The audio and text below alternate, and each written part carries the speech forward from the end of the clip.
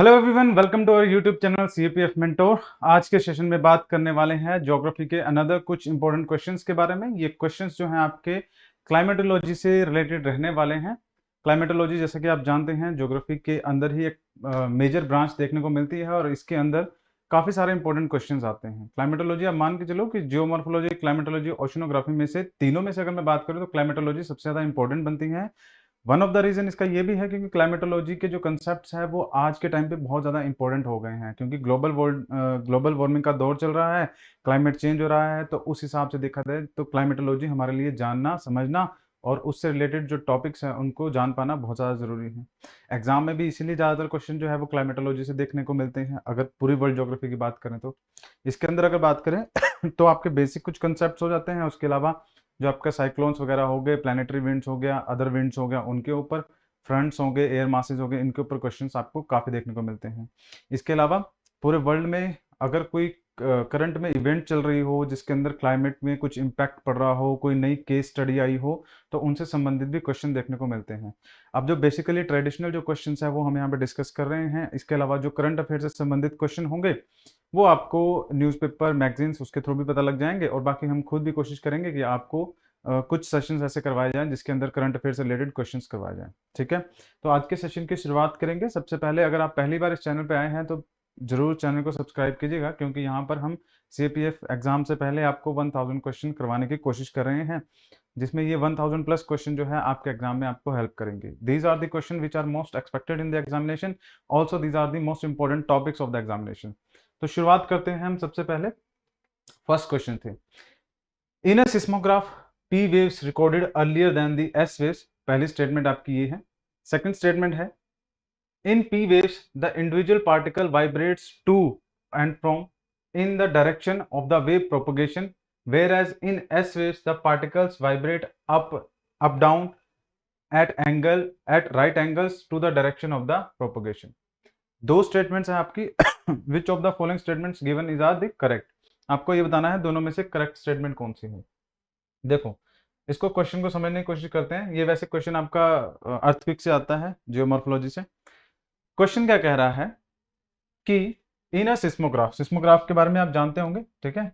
In a seismograph ये instrument है आपका, ये जिसपे आपके क्या सिस्मिक वेव को रिकॉर्ड किया जाता है। इन a seismograph P waves recorded earlier than the S waves। अगर आपने अर्थक्वेक के बारे में पढ़ा है तो आप लोग जानते होंगे कि P waves जो है वो प्राइमरी वेव्स कहलाती हैं, और प्राइमरी वेव्स जो है वो सबसे पहले रिकॉर्ड होती हैं अर्थक्वेक के। जब अर्थक्वेक आता है उस टाइम पर जो तीन तरह की वेव्स है, P waves, S wave and L waves, उनमें से P सबसे पहले रिकॉर्ड होगी। तो यहाँ पर मेरे हिसाब से तो यहाँ पे देखा जाए तो जो फर्स्ट स्टेटमेंट है बिल्कुल करेक्ट है। दूसरा अगर देखें, in P waves the individual particle vibrate to the direction and from in the direction the wave propagation.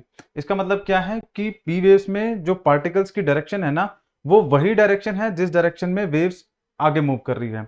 तो P वेव्स में क्या होता है ना, वेव इस तरह से मूव करती है आगे की तरफ को। जिस तरह से आप मान के चलो कि एग्जाम्पल के तौर पे बहुत सारे जो लोग हैं एक लाइन में खड़े हैं और उस लाइन में सबसे लास्ट वाले पर्सन को आप पुश करते हो, तो वो जो पुश है लास्ट वाले पर्सन से लेके फर्स्ट वाले तक पहुंचता है। तो वो जो पुश है वही आपकी direction of the movement of the particles है, क्योंकि एक डायरेक्शन में मूव कर रहा है। तो यहां तक ये बात हो रही है। Whereas in the S wave the particles vibrate up and down at the right angle to the direction of the wave propagation. देखो, एस वेव की क्या खास बात है ना, ये एक्चुअली में आपका सही स्टेटमेंट है। क्यों? क्योंकि एस वेव में जो पार्टिकल्स होते हैं वो आपका राइट एंगल में मूव करना स्टार्ट करते हैं। किस तरह से, वो हमें भी समझने की कोशिश करते हैं। ये क्वेश्चन काफी ज्यादा इंपॉर्टेंट है। इंपॉर्टेंट इसीलिए क्योंकि ये पहले भी कई बार एग्जाम्स में पूछा जा चुका है और इसके बार बार आने के चांसेस बनते हैं। ठीक है, तो देखिए, ये आपकी इस तरह की जो मूवमेंट है हमें देखने को मिलेगी। ये आपकी मूवमेंट है। इसमें अगर आप ध्यान दो तो वेव जो है ना, जो एस वेव जो है वो ट्रेवल करेगी, ट्रेवल तो करेगी आगे की तरफ को ही, जैसे पी वेव कर रही है सेम उसी तरह से आगे को ट्रेवल करेगी। बट फर्क क्या हो गया, इसमें जो पार्टिकल है ना, वो जो वेव की डायरेक्शन है, मतलब ये डायरेक्शन है वेव की, उसके परपेंडिकुलर जाएंगे, ऊपर की तरफ को जाएंगे, फिर नीचे की तरफ को आएंगे, फिर ऊपर को जाएंगे, फिर नीचे को जाओगे। तो मतलब अगर एस वेव्स की पी वेव्स की बात करें तो वो तो सीधा डायरेक्टली आगे की तरफ को मूव कर रही है, उसमें कोई भी ऊपर नीचे वाली डायरेक्शन तो नहीं देखने को मिल रही पार्टिकल्स की। बट एस वेव्स में क्या होता है, particle perpendicular to the direction of the wave जाते हैं। दैट मीन्स ऊपर की तरफ को, फिर नीचे की तरफ को, फिर ऊपर की तरफ को, फिर नीचे की तरफ को। तो हमारी जो सेकंड स्टेटमेंट है ना यहाँ पर, वो भी यहाँ पे बिल्कुल करेक्ट हो जाती है। तो यहाँ पर ऑप्शन क्या बनेगा, option C will be the right answer of this question. Both statement 1 and 2 will be the right answer of this question. Next question की बात करते हैं। In the northern hemisphere the longest day of the year normally occurs in the, क्या है options हमारे पास, in the first half of the month of June, उसके बाद second half of the month of June, first half of the month of July, second half of the month of July. Question बड़ा आसान है। आप लोग क्या करते हैं, हम लोग या फिर क्या करते हैं, जनरली हम डेट्स को याद रखने की कोशिश करते हैं। तो सही बात है, अगर आपको डेट्स याद रह जाएंगी तो उस हिसाब से भी आप क्या कर सकते हो, क्वेश्चन को अटेम्प्ट कर सकते हो। 21 जून और 22 दिसंबर, 21 जून आने वाला है, ठीक है। तो इसमें है क्या, in northern hemisphere the longest day of the year normally occurs in the. ये जो नदर्न हेमिस्फेयर है ना, यहाँ पर जो सबसे लंबा दिन होगा, सबसे लंबा जो डे रहेगा, मतलब डे के जो आवर्स होंगे मोर देन द 12 आवर्स होंगे, वो आपका कब होगा, 21 जून को होगा। 21 जून को क्यों होगा, क्योंकि इस दिन आपका समर सोलिस्टिस होता है जनरली। देखो जनरली शब्द का मैंने यूज इसीलिए किया क्योंकि समर सोलिस्टिस की डेट फिक्स नहीं है। हम ज्यादातर बुक्स में 21 जून ही पढ़ते हैं, वो सही बात है। बट कई बार ये 20 जून को भी होता है, कई बार 23 जून को भी होते हैं। बट इन्हीं के बीच की डेट रहेगी, तो हम मान के चलते हैं कि हम 21 जून को, आप छोड़ो डेट को, वैसे आपने याद रखनी है तो रख सकते हैं। बट हम ऐसा तो कह ही सकते हैं ना कि समर सोलिस्टिस जिस दिन होता है, मान लो 21 जून को हो रहा है, उस दिन होगा क्या कि नदर्न हेमिस्फेयर पे सन की जो लाइट है वो मैक्सिमम लैटिट्यूड्स तक पड़ेगी। और मैक्सिमम लैटिट्यूड पे जब 23.5 डिग्री तक आपकी सनलाइट पड़ रही है, तो वो वाला दिन होगा जिस दिन पूरी अर्थ पे नदर्न हेमिस्फेयर में सबसे लंबा दिन रहेगा, मतलब डे के जो आवर्स होंगे सबसे ज्यादा होंगे। तो ये बनेगा क्या, अब डेट्स तो यहाँ पे मेंशन नहीं है, तो हम क्या करेंगे, फर्स्ट हाफ तो जून मंथ का नहीं है, second half of the June month जरूर रहेगा। क्योंकि चाहे 20 को हो, चाहे 21 को हो, चाहे 23 को हो, या फिर 22 को हो, लेकिन रहेगा क्या, second half of the month of June ही रहेगा ना। तो राइट आंसर हमारा ऑप्शन बी यहां पर रहेगा। नेक्स्ट क्वेश्चन पे मूव करते हैं। Consider the following statement. First statement है आपकी, the atmosphere is heated more by the incoming solar radiation by rather than the radiation than the terrestrial radiation. Second statement है आपका, carbon dioxide and other green house gases in the atmosphere are good absorbers of the long wave radiation. Statement पे दोबारा focus करेंगे। कह रहा है पहले statement कि हमारा जो एटमॉस्फेयर है, द एटमॉस्फेयर, ये ज्यादा हीटेड होता है, ज्यादा हीटअप होता है bye the incoming solar radiation. Incoming solar radiation को इंसोलेशन बोलते हैं, ठीक है। आपने ज्योग्राफी में पढ़ा होगा, ये ऊपर ऊपर की बात है, ज्यादा डीप तो नहीं है। इंसोलेशन को बाइफरकेट करो, इनकमिंग सोलर रेडिएशन, वही आपका इंसोलेशन बनता है। तो इनकमिंग सोलर रेडिएशन है, कह रहे हैं कि उसकी वजह से हमारा जो एटमॉस्फेयर है वो ज्यादा हीटअप होता है बजाय किसके, टेरेस्ट्रियल रेडिएशन के। टेरेस्ट्रियल रेडिएशन कौन सी है, जो जमीन से टकरा के वापस ऊपर जाती है। अब मैं इसको ऐसे कह सकता हूं कि एक वेव्स है जो ऊपर से नीचे आ रही है, सन से अर्थ पे आ रही है, एक जो अर्थ से ऊपर की तरफ हो जा रही है, एटमॉस्फेयर पे जा रही है, वो आपकी टेरेस्ट्रियल रेडिएशन होगी। पहली स्टेटमेंट तो ये। सेकंड स्टेटमेंट कहता है कि carbon dioxide and the other green house gases in the atmosphere are good absorbers of the long wave radiations. अब देखो पहली स्टेटमेंट तो देखो गलत है। किस तरह से गलत है, हमने अगर ज्योग्राफी में ध्यान से पढ़ा है तो हम ये पढ़ते हैं कि हमारा जो एटमॉस्फेयर है ना, वो ज्यादा हीटअप किस वजह से होता है, टेरेस्ट्रियल रेडिएशंस की वजह से होता है। रीजन की बात करें, रीजन क्या है, तो आप नोटिस करेंगे कि हमारे एटमॉस्फेयर में जो क्लाउड फॉर्मेशन है, जनरली सारे के सारे जो बादल हैं वो आपके कहां कंसंट्रेटेड होते हैं, विद इन द ट्रोपोस्फेयर होते हैं। हाँ, कुछ क्लाउड्स की जो वर्टिकल क्लाउड्स होते हैं वो स्ट्रेटोस्फेयर तक भी एक्सटेंड कर जाएंगे, बट वो एक रेयर चीज है, बहुत जनरली देखने को नहीं मिलता। तो ज्यादातर क्लाउड्स आपके कहां, ट्रोपोस्फेयर में ही कंसंट्रेटेड है। अब ये जो क्लाउड्स है ये करते क्या है ऊपर से जब सनलाइट इनकमिंग सोलर रेडिएशंस आएंगी तो वो अंदर जमीन तक आके पहुंच जाएगी। More than the 50%, more than the 50% मतलब 50% से ज्यादा जो इनकमिंग सोलर रेडिएशन होती है वो जमीन तक आके पहुंची। अब वो जो जमीन तक आके पहुंची वो क्या करेगी, जमीन को गर्म करेगी। जब वो आई उस टाइम से जमीन पे पहुंची तो उसने जमीन को गर्म किया, जब वो वापस गई तो उस टाइम पे वो नीचे की तरफ से एटमॉस्फेयर को गर्म कर रही है। अब क्योंकि एटमॉस्फेयर में अपर रेचेस जो है, अपर एरिया जो है, वहां पे डेंसिटी कम है, किसकी, गैसेस की, क्लाउड्स की, मॉइस्चर की, हर चीज की। तो एब्जॉर्ब करेगा क्या, हीट को कौन एब्जॉर्ब करेगा, कोई नहीं करेगा। लेकिन lower reaches of the atmosphere जो है, ट्रोपोस्फेयर जो है, वहां पे क्लाउड्स प्रेजेंट है, तो वो क्या करेंगे, नीचे से जैसे ही आपकी लॉन्ग वेव जाएंगी वैसे ही आपका क्या होगा, हीट को एब्जॉर्ब कर लिया जाएगा by the clouds.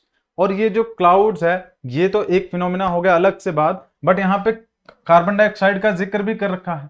Carbon dioxide, ये जो गैसेज हैं, ग्रीन हाउस गैसेज हैं, ये क्या करती हैं, इसी हीट को एब्जॉर्ब कर लेती हैं, और इनकी एब्जॉर्प्शन की वजह से हमारा जो एटमॉस्फेयर है उसका टेम्परेचर बढ़ता रहता है। हमने पढ़ा है ना कि ग्रीन हाउस गैसेज या फिर ग्लोबल वार्मिंग जो है वो बहुत ज्यादा हो रही है, वो कैसे हो रही है, वो यही तो रीजन है।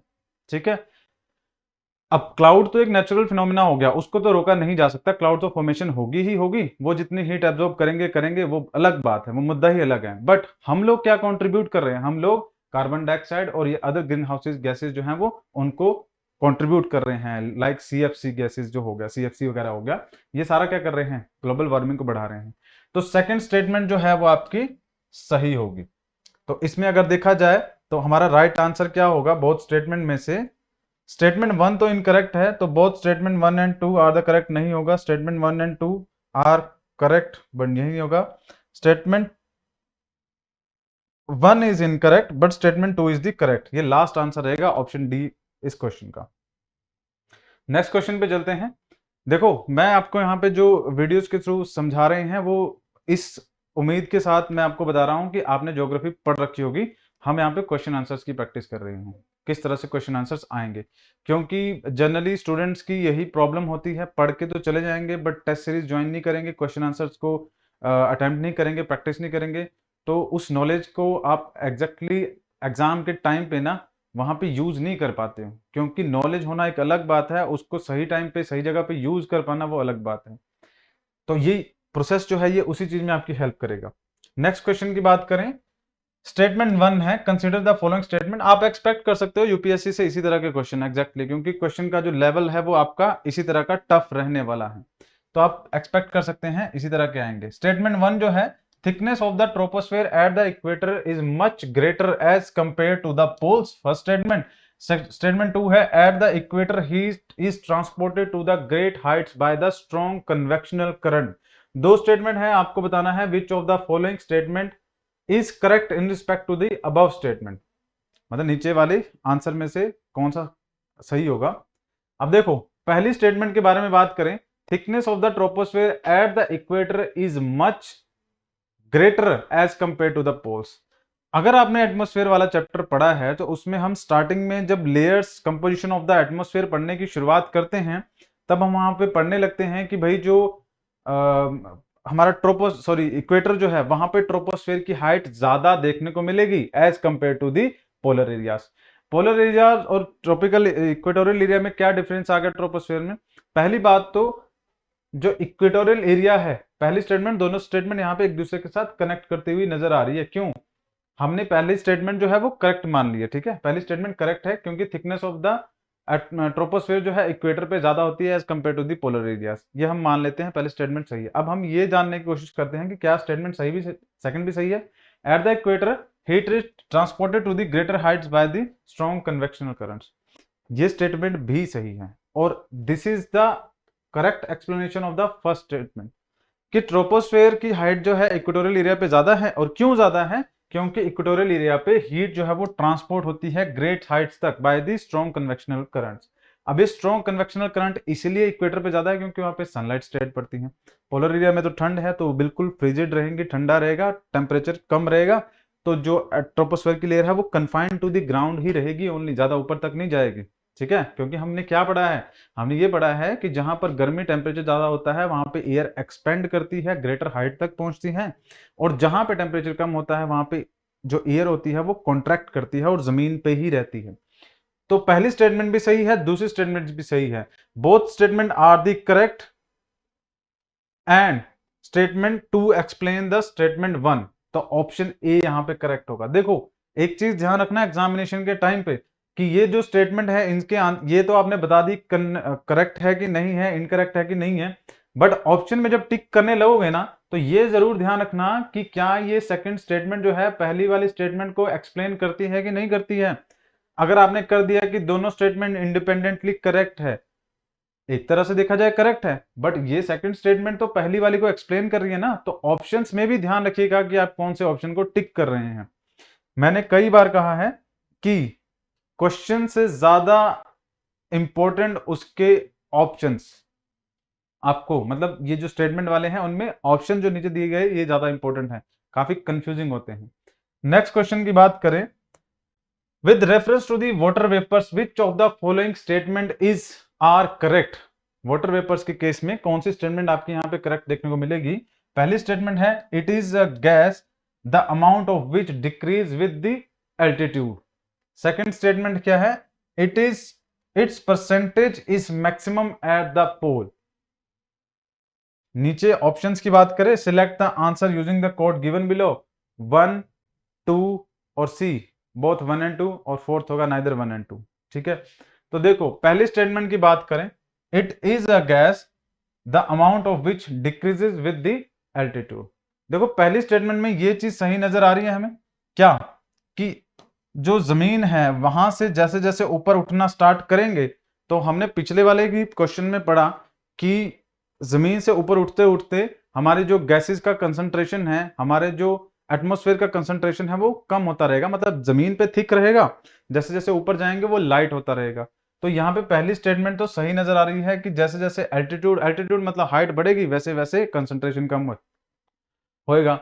सेकंड स्टेटमेंट की बात करें, its percentage is maximum at the poles, ये सेकंड स्टेटमेंट यहाँ पे सही नहीं नजर आ रही है। क्यों? क्योंकि वाटर वेपर्स पोल्स पे कैसे ज्यादा हो सकते हैं, पोल्स पे वाटर वेपर ज्यादा होने के लिए पोल्स पे टेम्परेचर भी ज्यादा होना पड़ेगा, बट पोल्स पे टेम्परेचर तो ज्यादा है ही नहीं।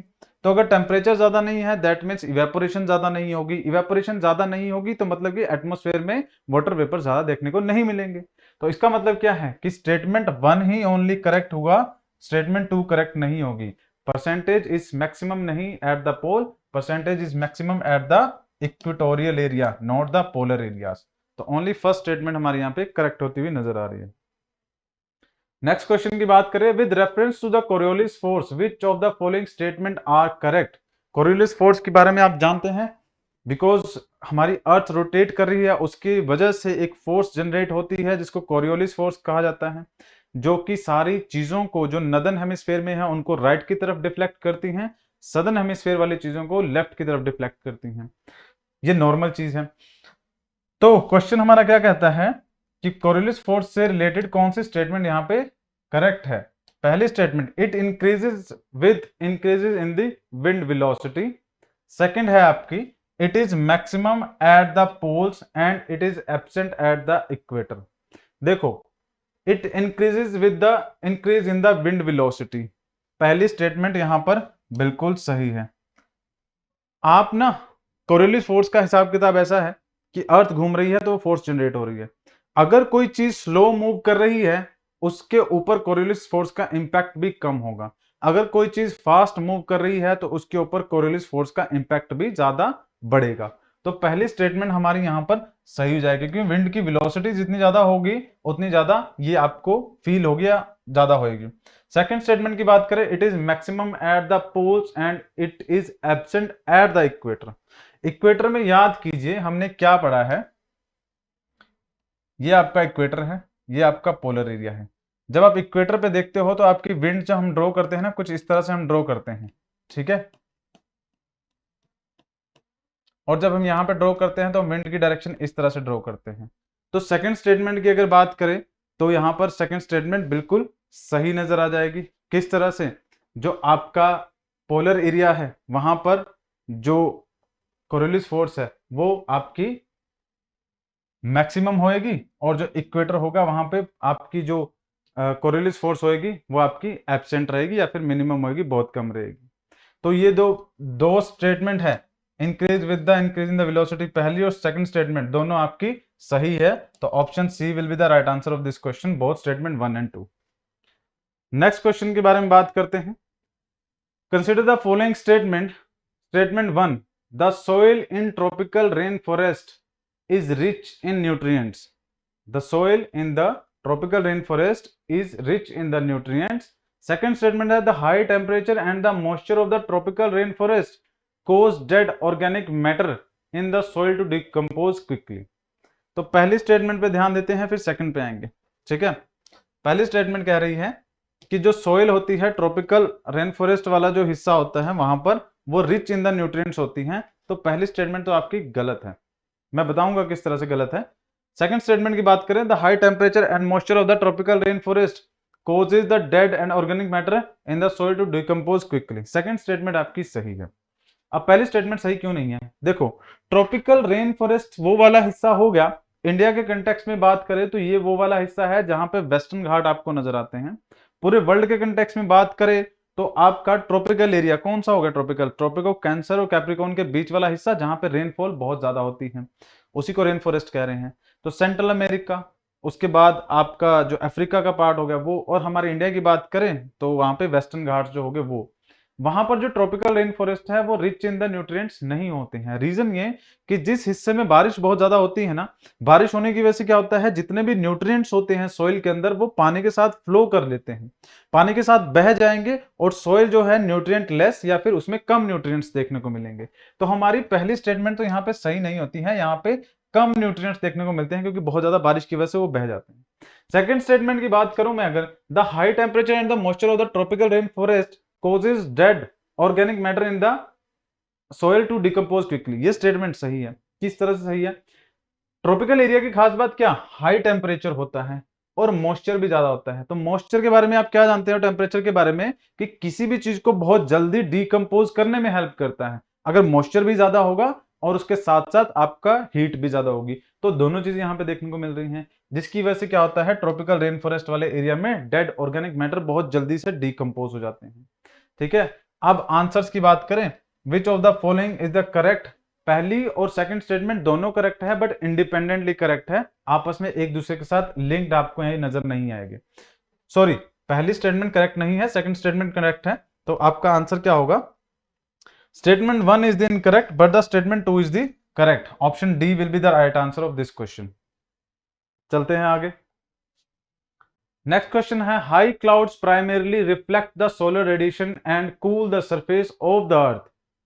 सेकंड स्टेटमेंट है, the low clouds have a high absorption of the infrared radiation emanating from the earth surface and thus causes a warming effect. दो क्वेश्चंस है इसमें, पहले क्वेश्चन पे ध्यान दो। हाई क्लाउड्स, छोटे छोटे कीवर्ड्स पे ध्यान देना। क्लाउड्स वाला टॉपिक मैंने तभी क्वेश्चन यहां डाला है क्योंकि यहां से क्वेश्चन बहुत बार पूछा जाता है, मतलब कोई भी एग्जाम होगा यूपीएससी का, क्लाउड से क्वेश्चन आने के चांसेस काफी बनते हैं। तो हाई क्लाउड्स प्राइमरीली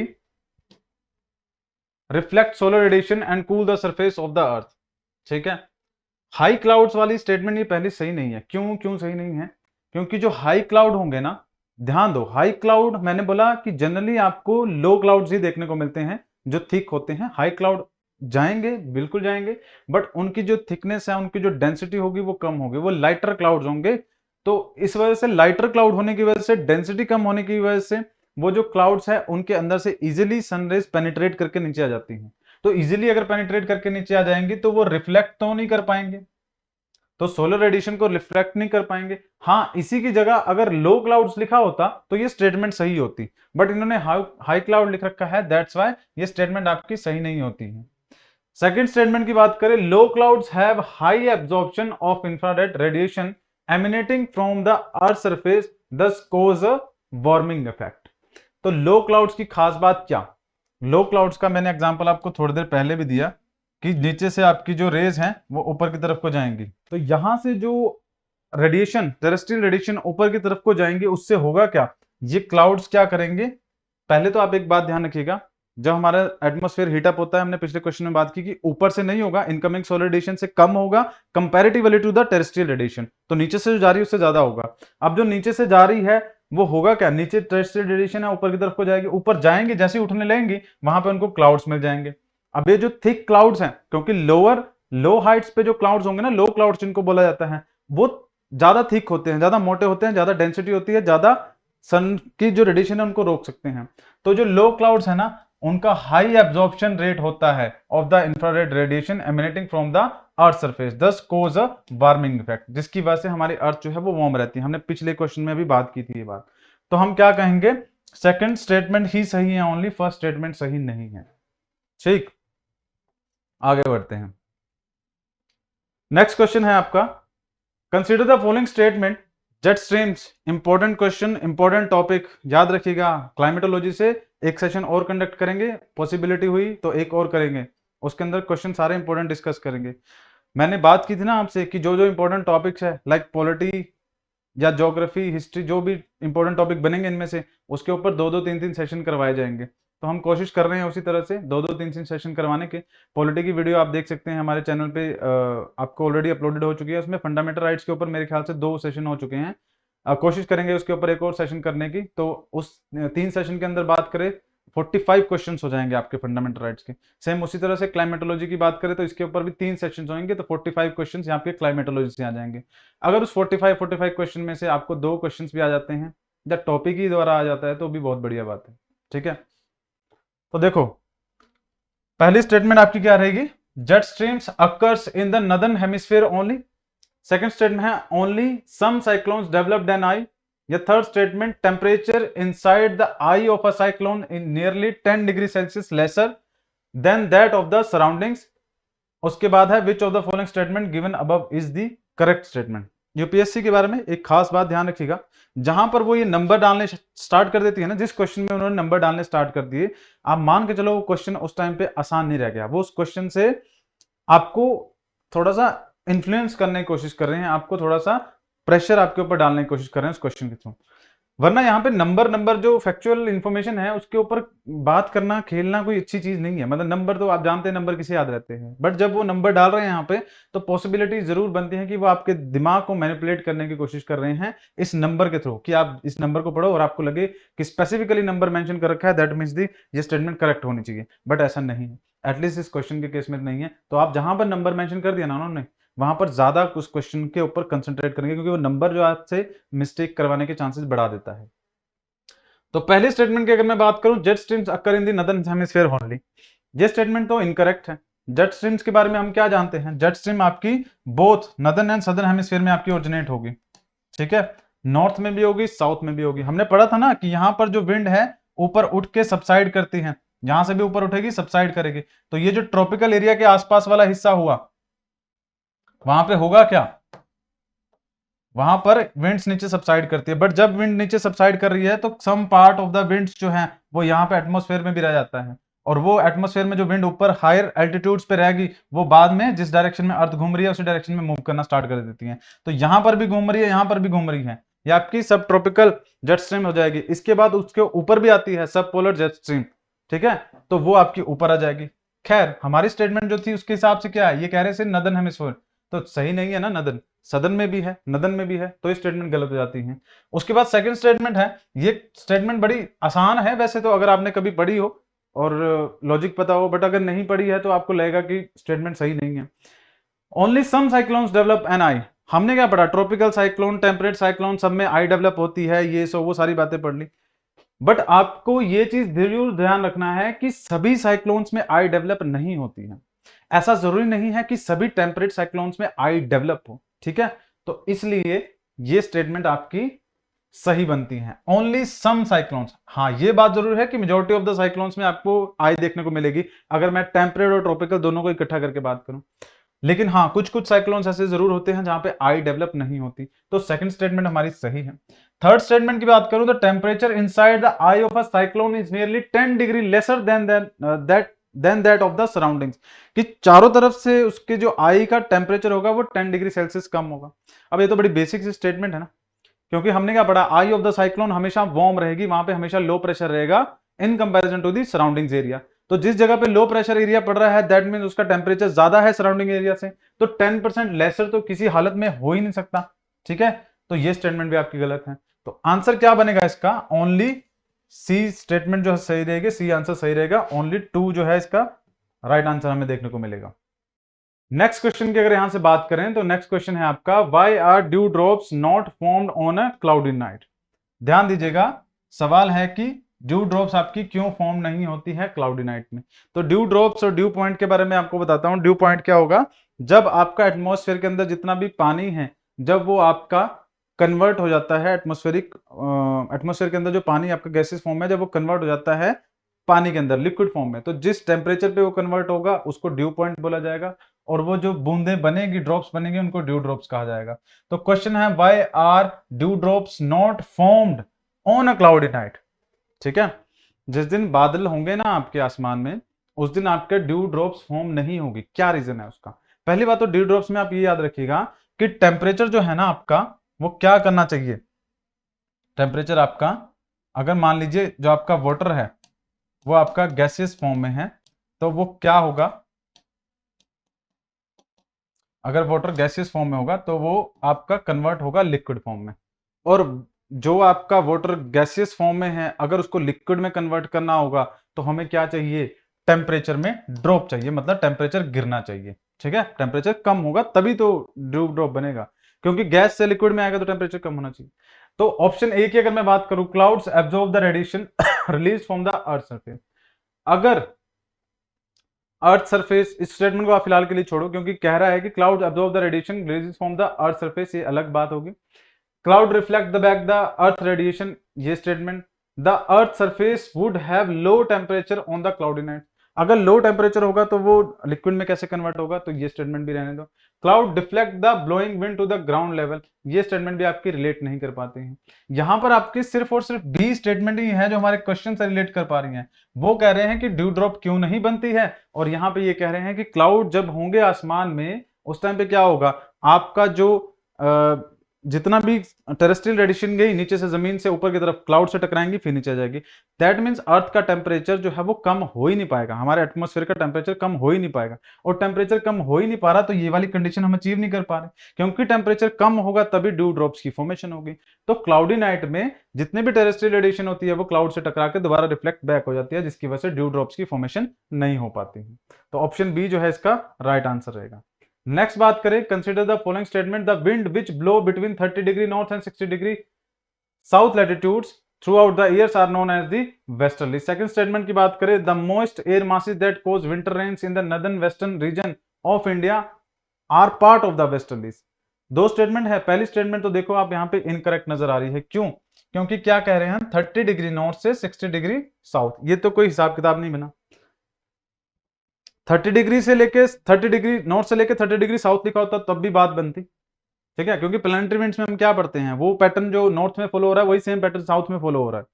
तो 30 डिग्री नॉर्थ से 30 डिग्री साउथ लिखा होता तब भी हम क्वेश्चन पढ़ते हैं, but 30 degree north 30 degree 60 degree south लिख रखा है, तो ये हिसाब किताब बन नहीं रहा है क्वेश्चन का सही स्टेटमेंट का। The wind which blow between the 30 degree north and 60 degree south latitudes throughout the year known as the westerlies. तो ये नंबर ही गलत है, इसलिए पहले स्टेटमेंट हम कंसिडर नहीं करेंगे।